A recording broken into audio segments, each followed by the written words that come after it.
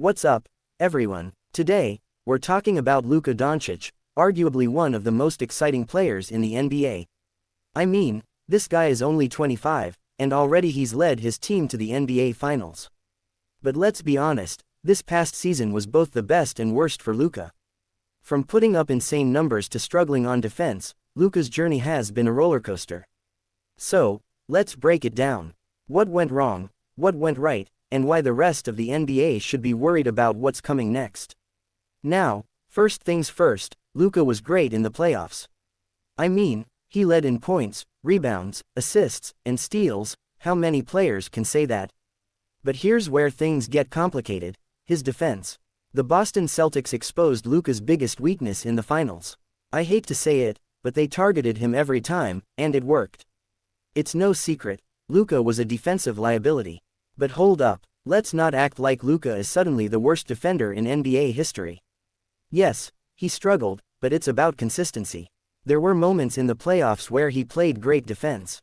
It's just that the bad moments stood out more. And as fans, we know Luka isn't going to let that slide. You know he's taking this personally, and that alone should scare the league. Luka's problem isn't that he can't defend, it's that he doesn't do it all the time. But imagine if he uses this heartbreak from the finals as motivation. Just a 5% improvement on the defensive end could turn him into an even bigger nightmare for the league. Now, let's talk offense. Everyone loves to say Luka's a ball hog, right? He dribbles too much, takes every shot, blah, blah, blah. But last season, Luka showed us a different side.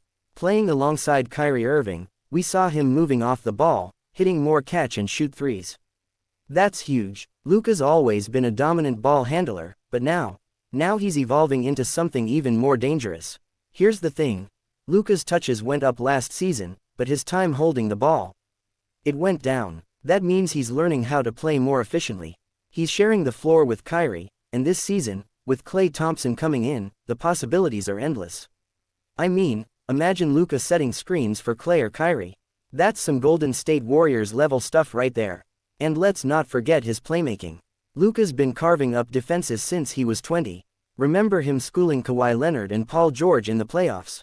Now, at 25, he's got even more weapons around him. We're talking two of the best shooters in NBA history, Kyrie and Klay. Add some lob threats like Derek Lively and Daniel Gafford, and Luka's gonna be like a kid in a candy store with all these options. Look, the finals weren't kind to Luka. He shot poorly from three, and yes, that hurt Dallas against Boston. But here's the thing, he was still a beast from two-point range. And we can't ignore the fact that nobody on his team was hitting threes either. I mean, Tatum, Brown, Kyrie, they all struggled. But this season, with Klay, that should change.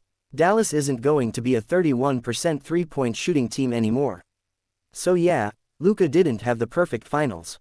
But this heartbreak, this close call, this might be the fuel he needs to come back stronger. I mean, just imagine Luka in the best shape of his career. No more nagging injuries, no more carrying that extra weight he had during the playoffs. Remember that game against Phoenix or the comeback against OKC? That version of Luka was unstoppable. Give us that Luka for an entire season and playoff run, and I promise, the NBA won't know what hit them. So what's next for Luka? I'm predicting big things. If he's in shape, improves on defense, and continues to evolve his offensive game,